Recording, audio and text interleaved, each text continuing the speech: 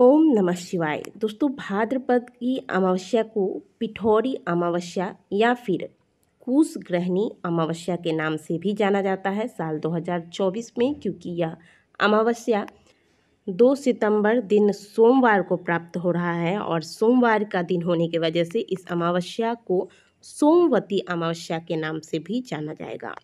भाद्रपद मास की अमावस्या तिथि कई मायने में खास है। इस दिन दुर्गा सहित सप्तमातृका एवं 64 अन्य देवियों की पूजा की जाती है, इसीलिए इसे पिठौरा अमावस्या भी कहते हैं।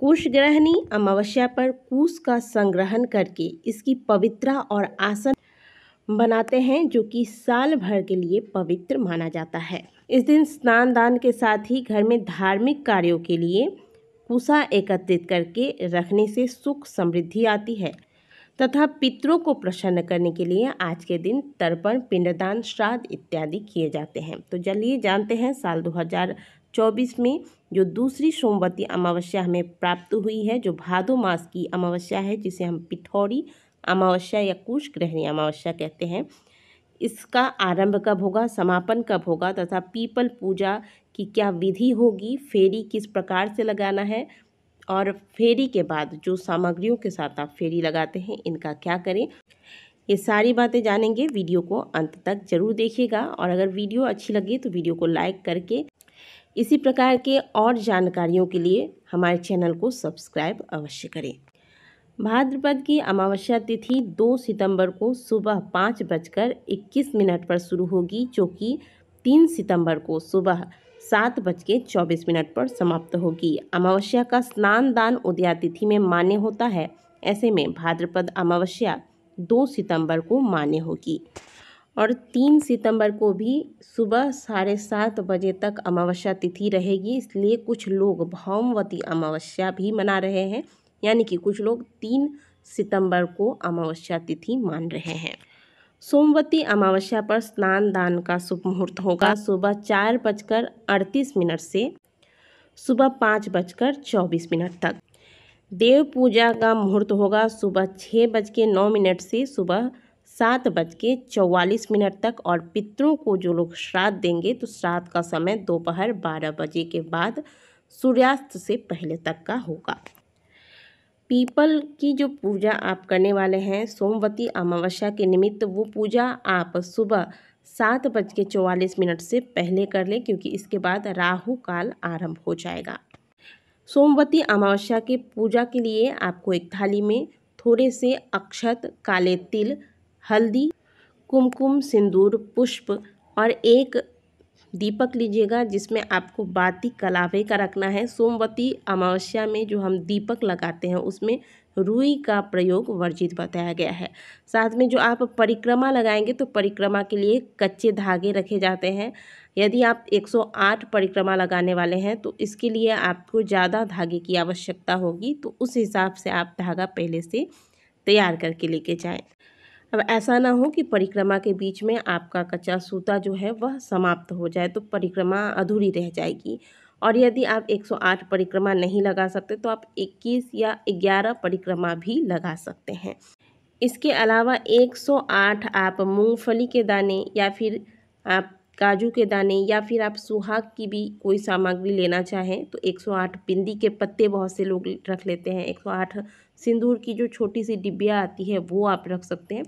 तो अपनी इच्छा अनुसार 108 सामग्री रख लीजिएगा, क्योंकि सोमवती अमावस्या के पूजा में खाली परिक्रमा नहीं लगाई जाती है। जैसे आपने एक परिक्रमा लगा लिया, एक परिक्रमा लगाने के बाद एक मूंगफली का दाना लेकर आप पीपल वृक्ष के जड़ में अर्पित करेंगे, फिर एक परिक्रमा लगाएंगे, फिर दूसरा आप मूंगफली का दाना लेकर अर्पित करें। इस प्रकार से अपनी इच्छा अनुसार आप मूंगफली, काजू, किशमिश या सुहाग की कोई सामग्री रख सकते हैं। आप जितनी परिक्रमा लगाएंगे उतनी सामग्रियाँ गिन के रख लें। वैसे 108 परिक्रमा लगाने का ही विधान होता है। चावल के अर्पण बना के रख लीजिएगा। 1 लोटा जल में हो सके तो गाय का कच्चा दूध अगर मिल जाता है तो 1 चम्मच गाय का कच्चा दूध डालिएगा और इसमें थोड़े से मिश्री के दाने और काला तिल मिलाकर यह जल तैयार करके लेकर जाइएगा। सबसे पहले पीपल वृक्ष में जो आपने मीठा जल तैयार किया है गाय का कच्चा दूध मिश्री वाला, वह जल अर्पित कीजिएगा। ध्यान रखिएगा इस जल में काला तिल आपको अवश्य डालना है, क्योंकि अमावस्या पर काले तिल का विशेष महत्व होता है। तो यह जल अर्पित करने के बाद अब अर्पण से पीपल के पेड़ पर सोना धोबन की आकृति बनाई जाती है, छवि बनाई जाती है, और आज के दिन सोना धोबिन की ही पूजा की जाती है, क्योंकि आज के दिन उन्होंने ही अपना सुहाग वापस लाया था। सबसे पहले हल्दी अर्पित करें, फिर सिंदूर अर्पित करें, पुष्प चढ़ाएं, फल वगैरह जो भी आप ले गए हैं प्रसाद चढ़ाने के लिए, मिठाई वगैरह वो सब आप अर्पित कर दें, वहीं पे धूप दीप इत्यादि लगा दें। और हाँ, आज के दिन सुहाग की चीज़ें अर्पित की जाती हैं, तो अपनी इच्छा अनुसार सुहाग की सामग्रियाँ जैसे सिंदूर, आलता, चूड़ी, बिंदी, ये सारी चीज़ें आप अलग से एक पात्र में या लाल कपड़े में रखकर वहाँ पर अर्पित कीजिए। इसके बाद बारी आती है परिक्रमा लगाने की। कच्चे धागे के साथ परिक्रमा लगाई जाती है। तो 108 परिक्रमा के लिए आप 108 मूंगफली के दाने अपनी आंचल में रख लें, या फिर अगर आप कुछ और रखना चाहते हैं तो रख लें। और जैसे जैसे आप परिक्रमा लगाते जाते हैं वैसे वैसे एक एक करके वो मूंगफली के दाने पीपल वृक्ष के जड़ में आपको, जहाँ पे आपने पूजन किया है, वहाँ अर्पित करते जाना है।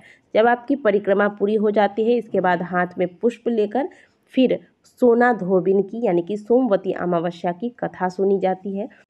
जब आपने पीपल में सोना धोबिन की पूजा की है तो उन्हें आप 5 बार सिंदूर लगाएंगे, और वही सिंदूर अपने मस्तक पर फिर आपको अंत में धारण करना है। इस प्रकार से सुहाग लिया जाता है। इस प्रकार से सोमवती अमावस्या की पूजा पूर्ण होती है। जो आपने सोमवती अमावस्या के निमित्त सुहाग की चीज़ें अर्पित की हैं, ये आप किसी सुहागिन महिला को दान कर दें। इस प्रकार से सोमवती अमावस्या पर सुहाग की लंबी उम्र के लिए यह पूजा सुहागिन महिलाओं द्वारा की जाती है। आप पीपल वृक्ष के अलावा तुलसी जी में भी इसी विधि से पूजा कर सकते हैं। यदि आपके घर के आसपास बड़ा सा पीपल का पेड़ नहीं है तो आप घर के आंगन में ही इसी विधि से तुलसी जी की पूजा अवश्य करें। जो लोग सोमवती अमावस्या की पूजा नहीं भी करते हैं उन्हें भी आज के दिन पीपल पूजन अवश्य करना है, क्योंकि बहुत सुंदर अमावस्या तिथि है। और ऐसे में आप अपने पितरों की कृपा प्राप्त करने के लिए 1 लोटा जल में काला तिल और मिश्री के कुछ दाने डालकर पीपल वृक्ष को आज के दिन अवश्य सींचे। इससे देव और पितृ दोनों की कृपा आपको प्राप्त होगी। इससे पहले आपको स्नान के जल में गंगा जल डालकर स्नान करें। यदि आप पवित्र नदी में जाकर डुबकी लगा नहीं सकते तो कम से कम इस विधि से आज के दिन स्नान करें। जल्दी स्नान कर लें, और कुछ न कुछ दान आज आपके घर से अवश्य निकलना चाहिए। और पितृपक्ष आने वाला है तो कुशा अगर आप स्वयं नहीं ला सकते तो अपने पंडित जी से कह कर आज के दिन कुशा अवश्य संग्रह करके रख लें। तो आशा करते हैं कि सोमवती अमावस्या पर दी गई ये जानकारी आपको अच्छी लगी होगी। वीडियो अगर आपको अच्छी लगी है तो वीडियो को लाइक ज़रूर कीजिएगा। कमेंट बॉक्स में ओम नमः शिवाय अवश्य लिखिएगा। मिलते हैं आपसे अगले वीडियो में, तब तक के लिए ओम नमः शिवाय। हर हर महादेव।